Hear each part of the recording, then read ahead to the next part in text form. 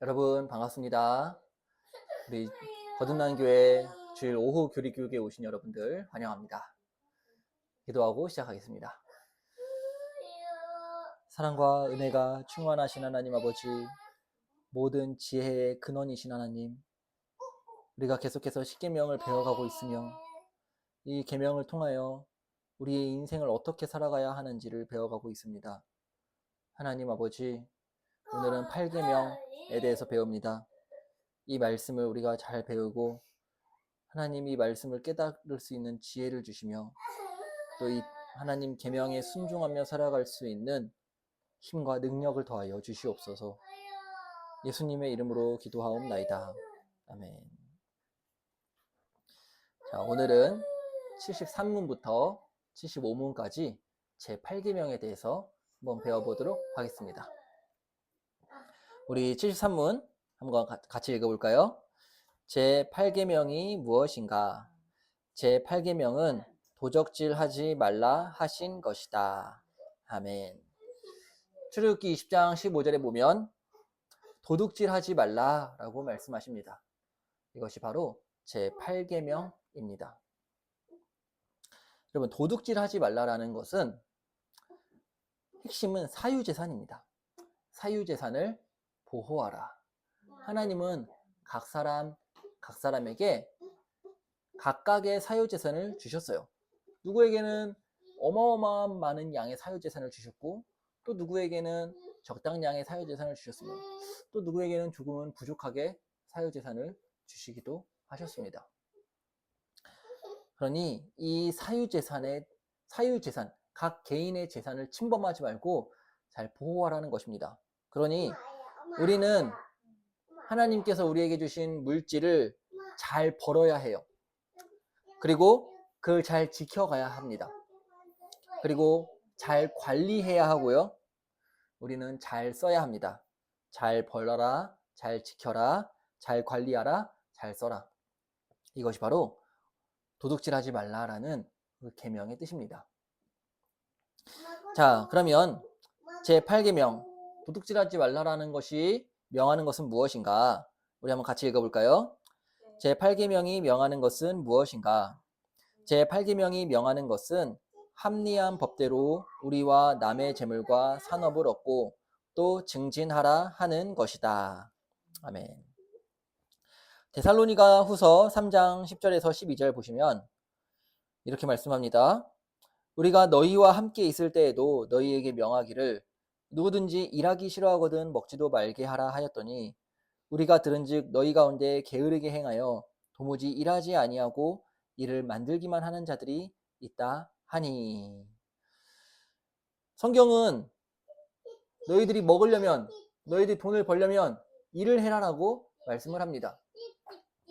그래서 우리는 하나님께서 나에게 주신 시간, 건강, 지식 이런 모든 것들을 다 활용해서 우리는 부지런히 일을 해야 합니다. 제4계명도 안식일에 대한 계명인데 우리가 제7일을 안식 기억하여 거룩하게 지켜라 라고 하나님 안식일로 명하셨지만 6일은 뭐라 하셨죠? 너희는 엿새 동안 힘써 무엇이라고요? 내 모든 일을 행할 것이나. 우리는 나머지 6일 동안은 정말 힘써서 하나님께서 우리에게 주신 시간들을 일하는 데에 사용해야 합니다. 근데 이 데살로니가 교회에 어떤 자들이 있었냐면 11절에 보시면 게으른 자들이 있었어요. 이 게으른 자들의 특징이 뭐냐? 도무지 일하지 아니하고 일을 만들기만 하는 자들이다. 무엇이죠? 일하지 않고 자꾸 돈을 벌려고 하는 그런 자들인 거예요. 무엇이냐? 노동 없는 어떤 배급을 원하는 것이죠. 우리는 일하기 싫으니 우리를 먹여주세요. 우리를 도와주세요. 라고 하는 것이죠. 성경은 이런 노동 없는 배급을 금지하고 있고 노동 없이 이렇게 이득을 취하려고 하는 자들을 향하여서 게으른 자들이다라고 성경이 말하고 있습니다. 지금 이 시대에 점점 더 일하지 않고도 먹고 살 수 있는 나라가 되어가고 있는 것 같아요. 대표적으로 프랑스가 그렇지요.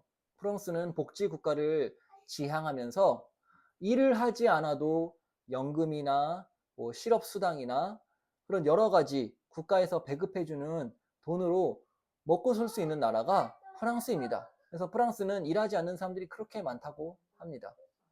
그런데 프랑스가 어떻게 됐죠? 지금 프랑스가 진짜 큰 위기 가운데 있습니다.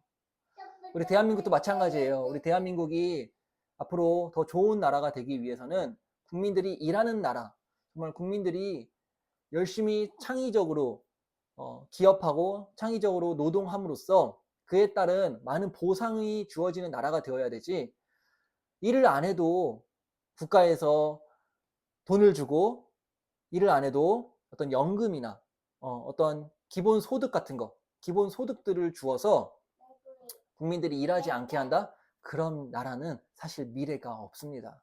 그래서 우리는 성경을 따라서 열심히 일을 해서 돈을 벌어야 한다. 그리고 열심히 일을 하면 또 많은 돈을 벌 수도 있습니다. 잠언 27장 23절 볼까요? 잠언 27장 23절에 내 양떼의 형편을 부지런히 살피며 내 소떼에게 마음을 두라. 여기 양떼, 소떼는 이 당시에 사유재산이에요. 그러니 우리에게 주어진 재산을 그냥 없는 셈 치라고 말하는 것이 아니라 그걸 잘 관리하래요. 때로는 그것을 우리가 투자를 잘해서 부풀리기도 하고, 또 그것을 우리의 이웃에게 나누어 주기도 하고, 우리의 가족을 위해서 쓰기도 하고 하면서 우리는 내 양떼 형편, 내 소떼에게 마음을 두어서 우리의 재산을 잘 관리하라는 것이 성경의 명령입니다. 또 레위기 25장 35절에 보면 내 형제가 가난하게 되어 빈손으로 내 곁에 있거든 너는 그를 도와주어라. 이 제8계명이 명하는 것은 구제 사역이에요.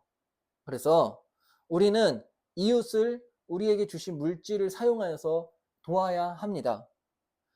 근데 이 구제와 공산주의는 좀 달라요. 구제는 자발성이 있어요.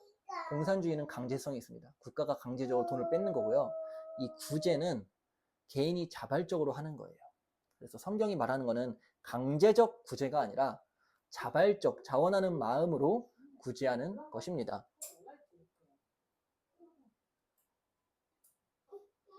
또 맨 마지막에 신명기 15장 10절에 보면 줄 때에는 아끼는 마음을 품지 말 것이니라 라고 말씀을 합니다. 그래서 우리가 이 8계명을 잘 지키기 위해서 그냥 내가 남에게 피해만 주지 않으면 되지, 이렇게 생각하면 안 되고요. 우리가 구체적으로 우리 이웃을 어떻게 도와줄 수 있을까라는 것을 고민을 해야 합니다. 우리 주변에 우리의 도움이 필요한 이웃이 있어요. 그 이웃들에게 우리가 따뜻한 밥 한 끼를 사줄 수도 있고, 어떤 우리의 달란트로 그들을 도와줄 수도 있고요. 그래서 사실 지금 이 시대는 과거와는 달리 조금은 폐쇄적인 시대잖아요. 우리 옆집이랑도 좀 교류가 많이 없고, 이웃 주민들과도 서로 인사만 할 뿐이지 서로 이렇게 따뜻한 교류를 나누기가 어려운 시대인데, 지금 이 시대에 우리가 이웃을 어떻게 도와줄 수 있을까?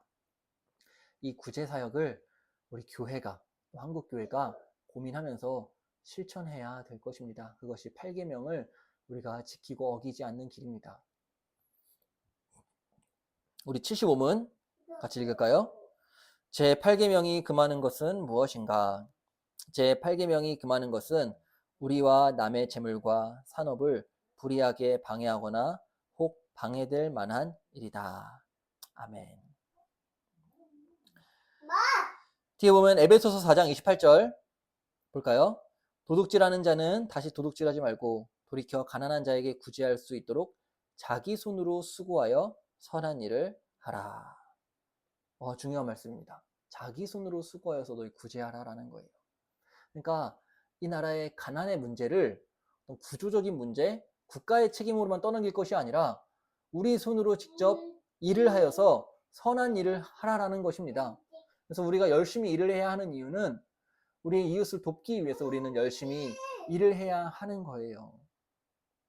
우리 주변에 있는 가난한 자들, 또 외로운 자들, 그들을 향하여서 우리가 손을 뻗치기 위해서는 돈이 필요하거든요. 또 데살로니가 후서 3장 7절에서 10절 가운데 이 8절을 보시면 누구에게서든지 음식을 값없이 먹지 않고 오직 수고하여 애써 주야로 일함은 너희 아무에게도 폐를 끼치지 아니하려 함이니. 당시 바울은 선교사였죠, 그렇죠? 선교사이면서 동시에 목회자였습니다.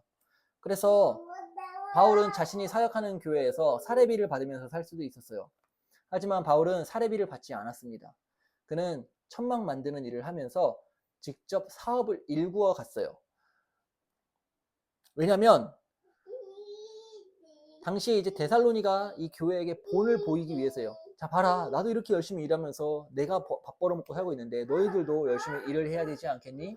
라는 모본을 보여주기 위해서 사도 바울은 일을 하면서 선교사역과 목회사역을 감당했던 것입니다. 또 잠언 28장 19절도 중요한 말씀입니다. 자기의 토지를 경작하는 자는 먹을 것이 많으려니와 방탕을 따르는 자는 궁핍함이 많으리라. 아멘. 성경은 이 사유재산에 대해서 너무 중요하다고 말씀해요. 토지, 누구의 토지죠? 자기의 토지. 물론 이 모든 땅은 다 하나님의 것이죠. 그러나 하나님께서 우리에게 그것을 주셨어요. 우리에게 주신 자기의 기업이 있을 것이고요. 우리에게 주신 자기의 재산이 있을 것이고 우리에게 주신 자기의 집이 있을 거예요. 이러한 모든 것들이 하나님이 우리에게 주신 자기의 토지입니다. 그 자기의 토지를 경작하는 자는 먹을 것이 많을 거래요. 그러므로 저도 여러분들에게 도전을 하는 바는 우리가 이 인생을 한 번뿐인 인생이잖아요. 그렇죠? 이 인생을 살면서 우리가 남의 밑에서만 일을 하는 것이 아니라 자기의 일들을 일구어 가면서 우리 하나님께서 우리에게 주신 자기의 토지를 잘 경작하시기를 바랍니다. 우리 대한민국은 자유민주주의 국가잖아요. 그렇죠? 그래서 우리가 창의적으로 기업하기 좋은 나라예요. 그래서 이곳에서 우리가 자기의 사업도 일구어 가고 자기의 어떠한 하나님께서 주신 달란트를 따라서 자기의 토지를 잘 일구어 가시길 바랍니다. 그러면 하나님께서 그 사람에게 먹을 것을 많게 해주시겠다라는 약속을 이렇게 주신 것입니다. 또 마지막으로 야고보서 5장 4절. 보라, 너희 밭에서 추수한 풍꾼에게 주지 아니한 삭시 소리 지르며 그 추수한 자의 우는 소리가 만군의 주의 귀에 들렸느니라. 아멘. 우리가 이제 기업을 운영하거나 어떤 회사를 운영하면서 사장이 되었을 때 우리 밑에서 일하는 노동자들을 향하여서는 합당한 보상을 주어야 합니다. 이것이 야고보서 5장 4절 말씀이에요. 그래서 우리가 이 땅에 살아가면서 도둑질하면 안 돼요. 하나님께서 내게 주신 재산을 잘 관리하고 또 남을 유익하게 남들에게 이익이 되는 그러한 인생을 살아야 합니다. 그것이 바로 이 제8계명 도둑질하지 말라라는 이 계명의 명령입니다. 기도하겠습니다. 하나님 아버지 감사합니다. 하나님께서 우리에게 하늘의 보화와 땅의 기름짐으로 우리의 가정을, 우리의 교회를 하나님께서 넘치도록 채워주실 줄을 믿습니다. 하나님께서 우리에게 가장 좋은 것을 주심을 믿고 우리가 이 땅에 살아가면서 하나님 아버지 정말 땅을 경작하고 우리의 양떼와 우리의 소떼를 돌보며 하나님께서 베풀어 주시는 풍성한 하나님 땅의 기름짐을 누릴 수 있는 복을 우리에게 내려 주시옵소서. 도둑질하지 않게 하여 주시옵시고 이 8계명을 잘 지켜가면서 우리에게 주신 것들로 우리의 이웃들을 도우며 우리 이웃들을 구제하며 살아갈 수 있도록 선한 마음도 주시옵소서. 예수님의 이름으로 기도하옵나이다. 아멘. 네, 감사합니다.